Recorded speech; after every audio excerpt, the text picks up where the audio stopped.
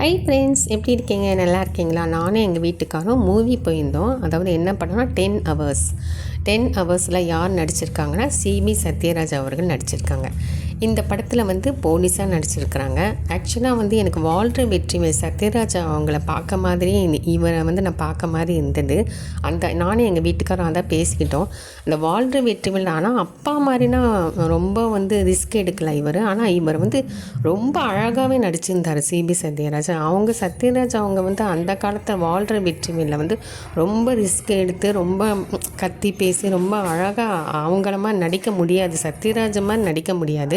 இருந்தாலும் அவங்க பையன் வந்து ஒரு 100 சத்யராஜ் அவங்க 100னா இவங்க வந்து 70 எடுத்துக்கலாம், 70% எடுத்துக்கலாம். ரொம்ப அழகாக நடிச்சிருந்தார் சிபி சத்யராஜ் அவங்க எப்படின்னா ரொம்ப வந்து டீசெண்டாக நடிச்சிருந்தாங்க. போலீஸ் வந்து எப்படிலாம் ஒரு பொண்ணை காணோன்னு ரிஸ்க் எடுக்கிறாங்களோ அதே மாதிரியே இவர் சிபி சத்யராஜும் அவங்க நடிச்சிருக்காங்க. நேச்சுரலாக நடிச்சிருக்காங்க. அப்படியே நிஜமாகவே பார்க்குற மாதிரியே இருக்குது. எப்படி கஷ்டப்பட்டு அந்த பொண்ணை தேடுறாங்க, எப்படி வந்து மர்டரை கண்டுபிடிக்கிறாங்க அப்படின்னு டக்குன்னு அந்த வந்து யோசிக்கிறது பண்ணுறதுலாம் ரொம்ப கஷ்டம்.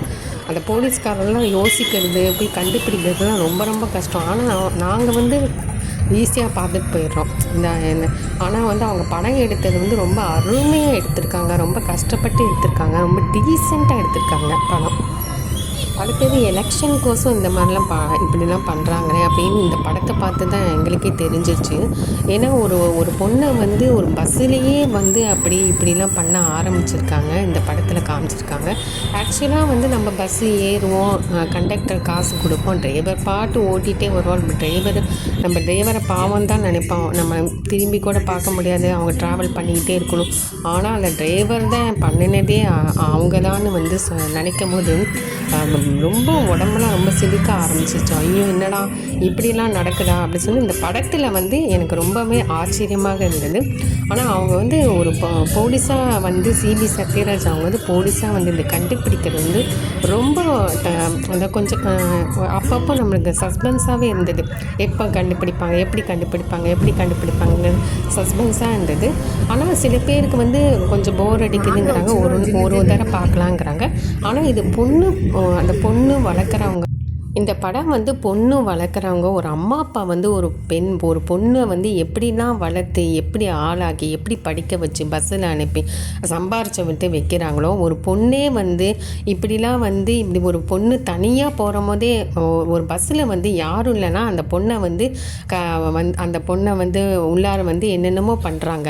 அதெல்லாம் பார்க்கும்போது ரொம்ப ஒரு பயமாகவும் இருக்குது. ரொம்ப என்னடா இந்த காலத்தில் வந்து பெண்கள் வந்து எப்போவுமே தைரியமாக இருக்கணும். இந்த ஜெனரேஷனில் பொண்ணுங்க வந்து தைரியமாக இருக்கணும். அப்படி தைரியமாக இல்லைன்னா என்னென்னமோ நடக்க ஆரம்பிச்சிடும். அதே மாதிரி நைட்டு வந்து பெண்கள் எப்போவுமே செல்லு வச்சுட்டு போயிட்டே இருக்காதீங்க.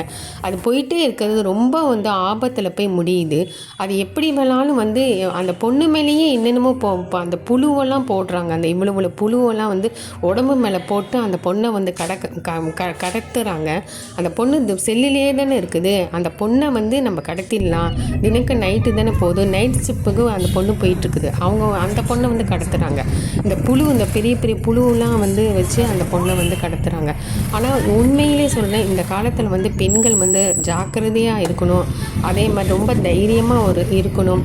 ரொம்ப வந்து பயப்படக்கூடாது. இந்த காலத்தில் எந்த பொண்ணும் பயப்படக்கூடாது, தைரியமாக இருக்கணும். இந்த ஜெனரேஷனில் அந்த கேமராலாம் இல்லைன்னா ஆபத்தில் தான் போய் முடியும். அங்கங்கே கேமரா வச்சு அங்கங்கேருந்து ஹெல்ப் பண்ணுறாங்க. ஆனால் வந்து ஒரு பொண்ணை வந்து ஒரு பஸ்ஸில் என்னமோ பண்ணிகிட்டு இருக்கும்போது ஒரு ஆள் வந்து சொல்லிடுறான். அவனை வந்து பாவம் தண்ணியில் வந்து தூக்க மாத்திரை இது பண்ணி அவனை வந்து கொண்டு வர்றாங்க. இந்த மாதிரிலாம் நல்லது பண்ணவங்கள வந்து கொண்டுகிட்டே இருக்கிறாங்க. கடைசியில் பார்த்தாலும் இந்த எலெக்ஷன் வளர்ந்தால் இந்த மாதிரிலாம் பண்ணுறாங்க அப்படின்னு ஒரு படம் இப்படி வந்திருக்கு.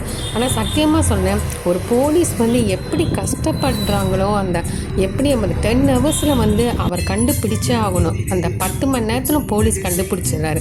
அப்படியே நேச்சுரலாக எடுத்திருந்தாங்க. போலீஸ் வந்து எப்படி கஷ்டப்படுறாங்கப்பா தெரியுமா? நாங்கள் வந்து இந்த பொண்ணை வந்து அவங்கவுங்க விட்டுடுறாங்க. ஆனால் போலீஸ்காரங்க பெத்த பொண்ணுங்க மாதிரி அவங்க அப்படி கண்டுபிடிக்கிறாங்க, டக்குன்னு கண்டுபிடிக்கிறாங்க.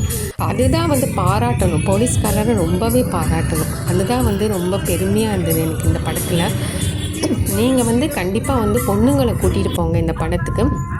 அம்மா அப்பா பொண்ணுங்களை கூட்டிகிட்டு போனீங்கன்னா அவங்கவுங்க கொஞ்சம் தெரிஞ்சுக்குவாங்க, தெரியாதது தெரிஞ்சுக்குவாங்க. தெரியாத பொண்ணுங்க என்ன பண்ணுவாங்க, யதார்த்தமாக தான் போவாங்க. ஓகே ஃப்ரெண்ட்ஸ், பிடிச்சிருந்துச்சுன்னா லைக் பண்ணுங்கள், கமெண்ட் பண்ணுங்கள், சப்ஸ்கிரைப் பண்ணுங்கள்.